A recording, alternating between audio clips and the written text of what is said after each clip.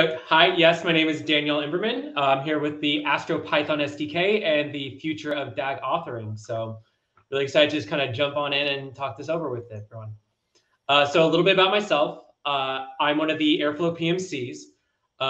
My original project with Airflow, I don't recommend you do this, but my first ever PR was actually titled Kubernetes Executor. I highly recommend those getting into open source start slightly smaller, but that's how it happened. And now I work full-time at Astronomer as a strategy engineer. And I want to thank you all for having me. I've always wanted to visit Australia, and hopefully in a post-COVID world, I can actually get around.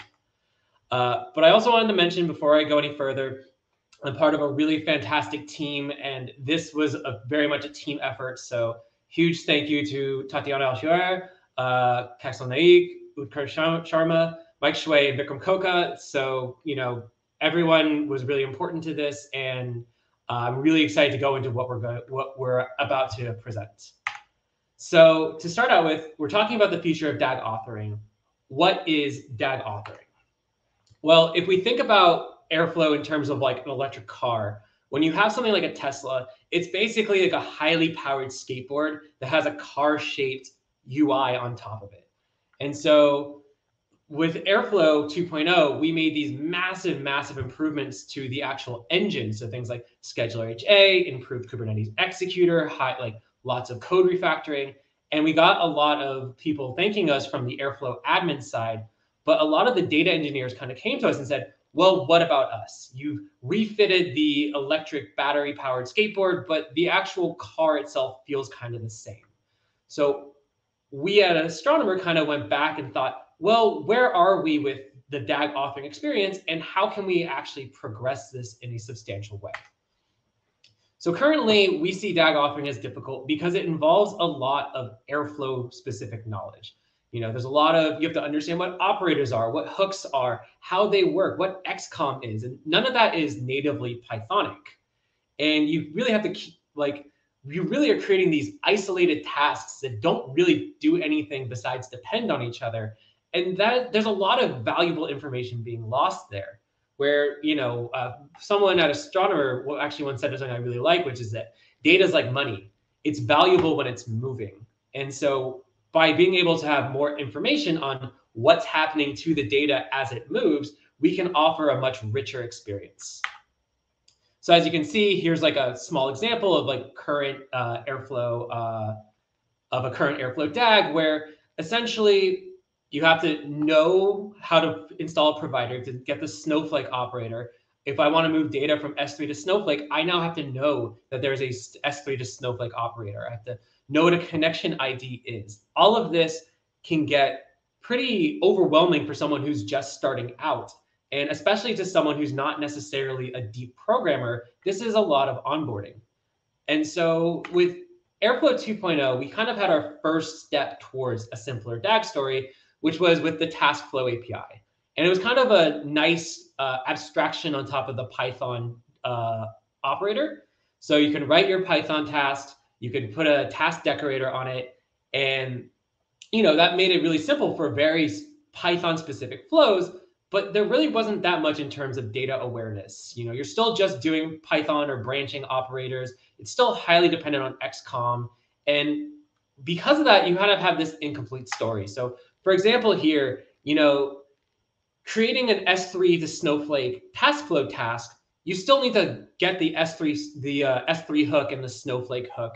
You still need to know how to use those. So even though you're moving away from Airflow operators, you're still very much deep in the Airflow knowledge. And so you also end up with these pretty hybrid DAGs because the TaskFlow API can't do everything. So suddenly you're doing some things in TaskFlow and some things with traditional operators. And we wanted to create a more end-to-end story. It's something that's much more for data engineers who are doing ETL jobs. Like, how do we make an ETL experience around Airflow that feels a lot more native? So we kind of went back to the drawing board and asked, like, if we were building something from scratch for DAG authoring, what would it look like? And so these were the thoughts we had. Airflow DAG should be almost indistinguishable from standard Python. we've noticed that there's been just a huge rise in SQL lately. And so we felt that data engineers should be able to treat SQL tables as first-class citizens in their Python environment. Moving data between SQL databases should be, between SQL databases and Python environments should be ultimately seamless. And Airflow should be able to run the same DAG across different flavors of SQL, data stores, and data warehouses. And we should really make that as easy as possible so that you don't have to live deep in the understanding oh, how do I change this so this works on Snowflake? How do I change this so that this specifically works on Postgres? And so how could we make a kind of data system agnostic, but still SQL and Python working nicely together system? And that's what we're really excited to show you today, which is the Astro Python SDK. It's DAG authoring for data engineers reinvented. And so the big things we're really proud of here is you basically are able to now write self-documenting Pythonic code. So a lot of this is either functional or using the existing API. And it's all much more of eventually we want this to be an end-to-end experience where you only occasionally need to use traditional Airflow operators.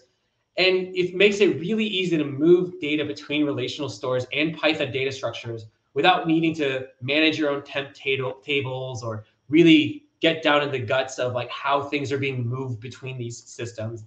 And one thing to mention, which is not going to be in the release that's coming out today, but will be coming pretty soon, is that we also strongly believe in the need to validate your data, being able to do data checks and data quality and data lineage. And we'll talk a little bit more about that sooner.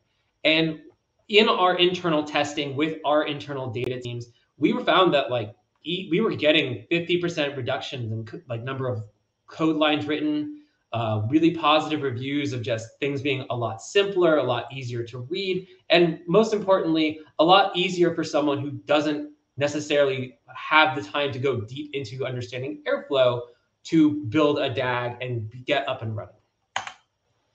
So as far as who we're kind of targeting with this, we want this to be a tool for anyone doing data engineering who is either writing new pipelines, refactoring their existing pipelines, creating DAGs that kind of moving data between object stores and databases and doing kind of classic ETL.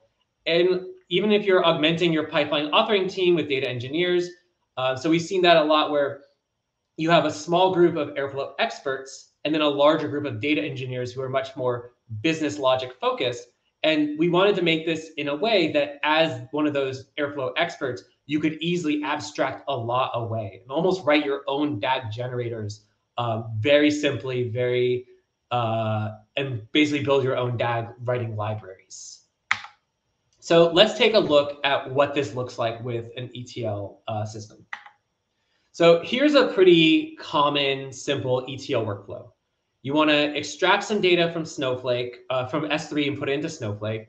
You want to transform it by doing some sort of a filter, joining it with an existing table, any number of Snowflake transformations. And then you want to merge that data into a reporting table. So maybe this is a pipeline that runs once a day with your newest data, and all of it gets to some place where you could then have an ELT system or a dashboard, some way where that data is now producing value. Traditionally, you'd have to do that through creating a series of temp tables. So when you're extracting, you have to create one. Then for every single step, you have to create a new temp table because you're passing this data between tasks. So you can't necessarily keep one session alive for the entire time.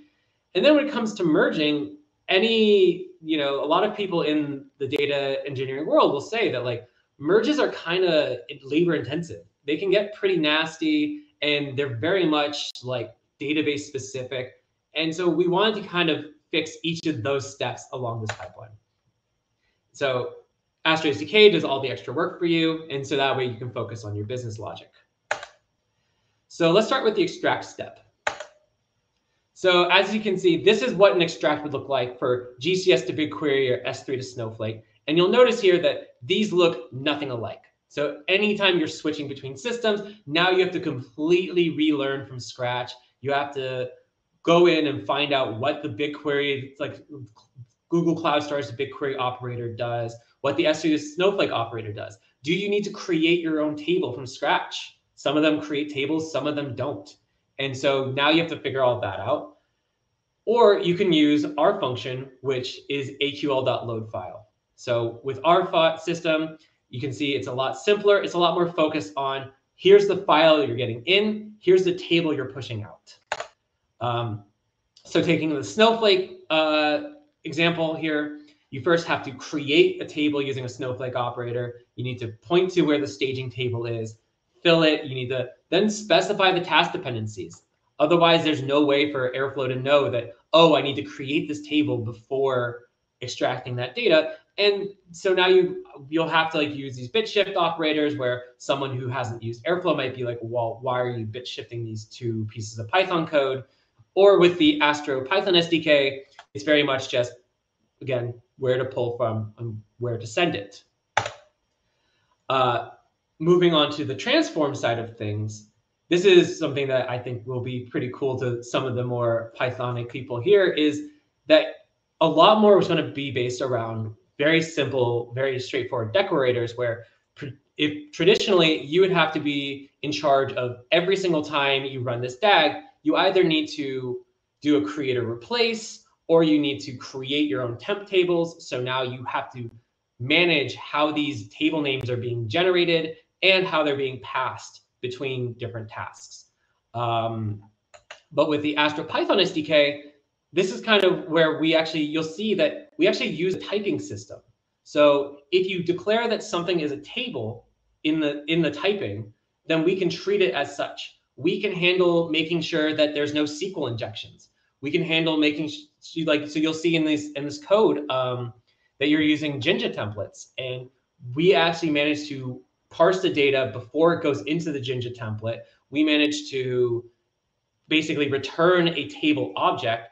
And if you look down to where the actual DAG is being defined, you can actually just pass things around like they're just Python objects. So each of these functions returns a table that you can pass to the subsequent step, and you can join them together. You can put the same table to 5 different subtasks. And all of this is done in a way where you understand that a function returns something of value, that you can not have to redefine the context every single step. You don't have to redefine what the connection ID is. You don't have to redefine what the warehouse is.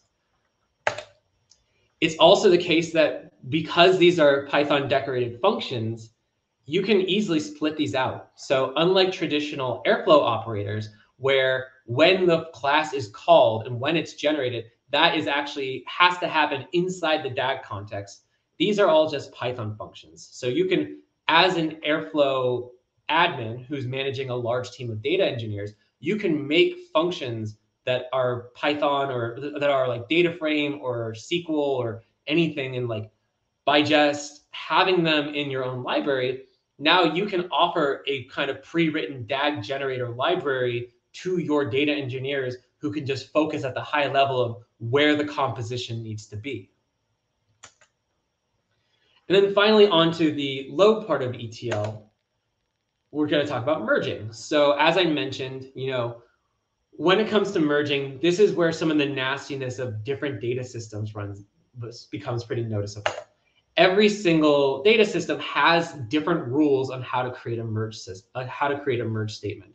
And those rules are consistently changing. So for example, right now, Postgres, you use insert statements with on conflicts. But as of Postgres 15, Postgres is actually adding a merge step. And so basically, if you want to switch databases or you want to run the same DAG for multiple different types of databases, so maybe your local dev is Postgres, but your production is Snowflake, that's pretty much impossible if you're writing your own merge statements. When instead we have our own aql.merge function that is simply give us the tables, give us the columns you want to merge on, give us the merge key and the conflict strategy. Do you want us to update? Do you want us to ignore it? Do you want us to throw an exception on a conflict?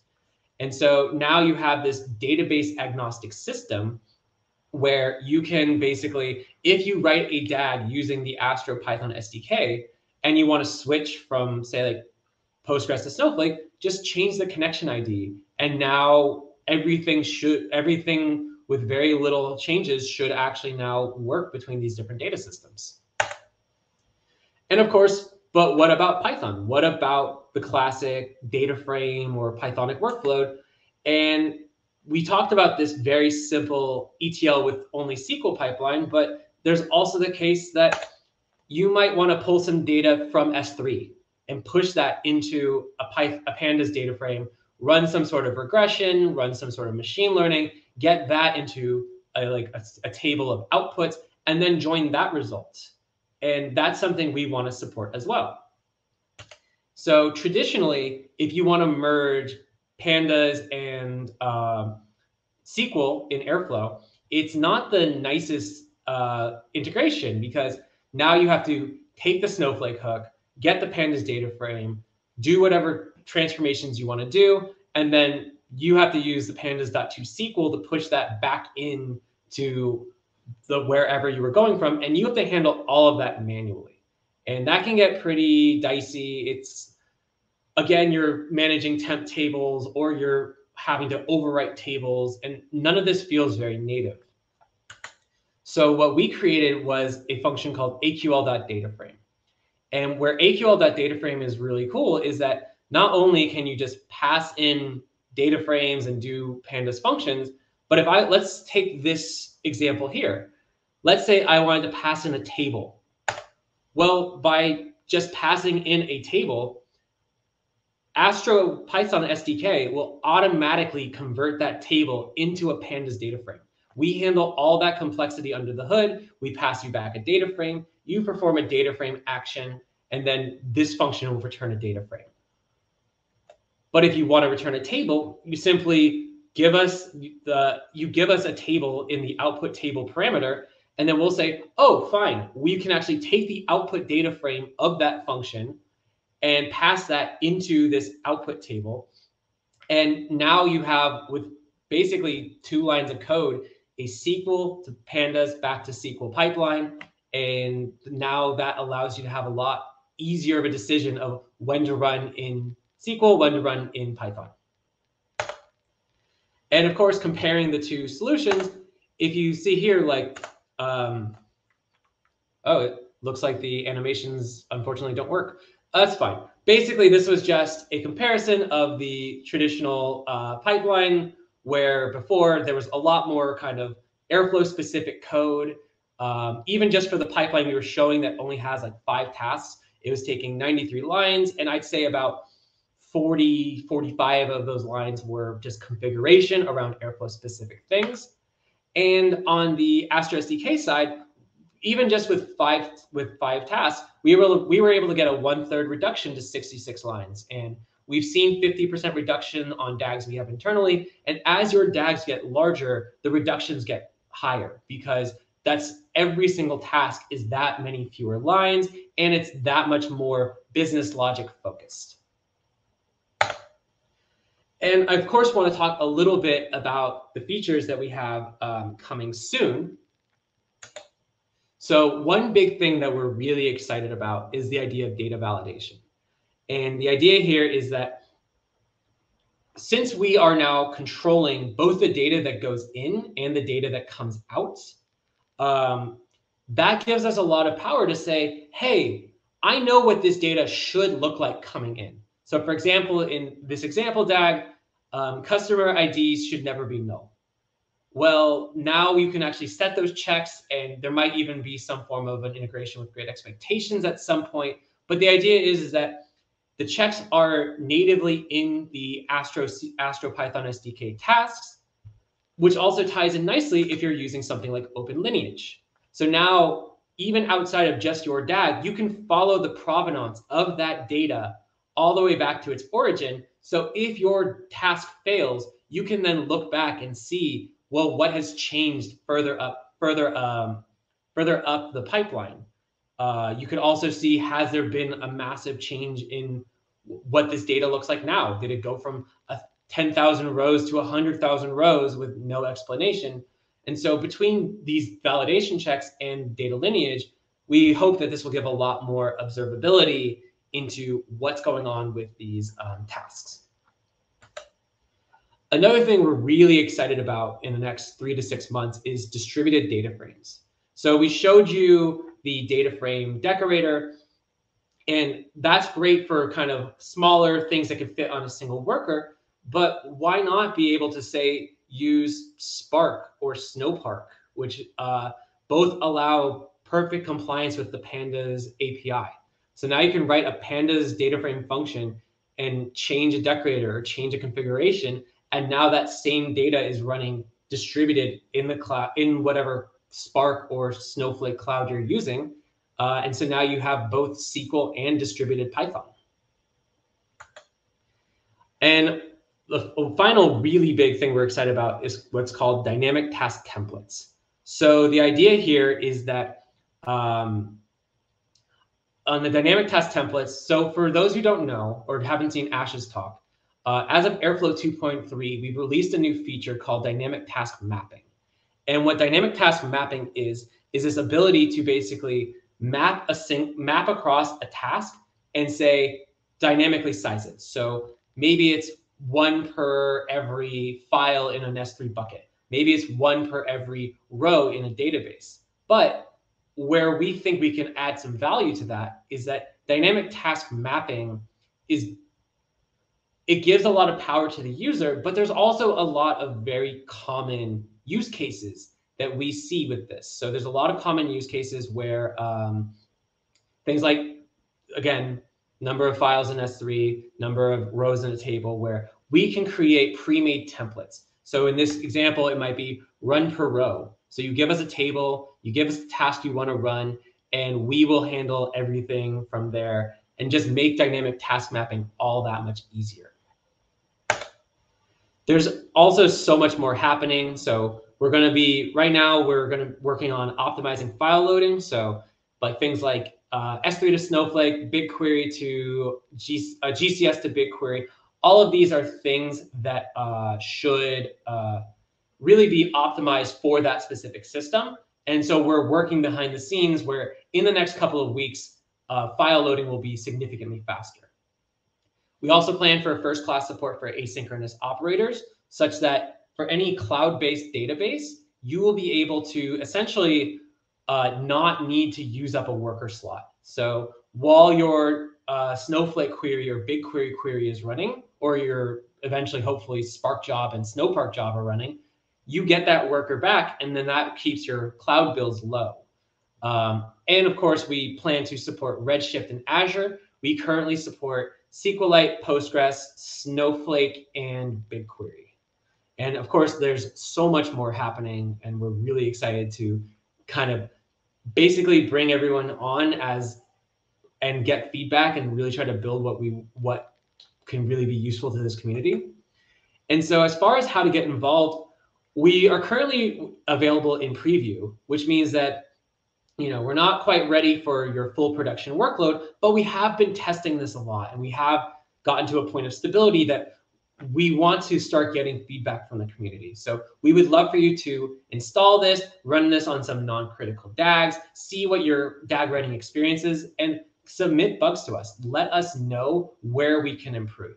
Let us know like what features you want. If you find a bug, report the bug. We have a large team actively working on this, so we plan to be very quickly releasing patches as we receive them. And there are a few known places for improvement. So for example, right now the load file is much more of kind of a proof of concept, where within the next 3 to 4 weeks, we plan to have that optimized loading that can actually take large scale load jobs and run them in a performant manner. So here we have the GitHub for if you want to see a tutorial or try looking at the source code. All of this is open source and Apache licensed. And we also have the PyPy repo where you can pip install it. And basically, this will run on any Airflow 2.2 and above, maybe 2.1, but we currently test against 2.2 and 2.3. And so this should work against open source Airflow. It does not specifically need to work on an Astronomer release of Airflow. And with that, thank you all so much. And I'm really excited to hopefully get some questions.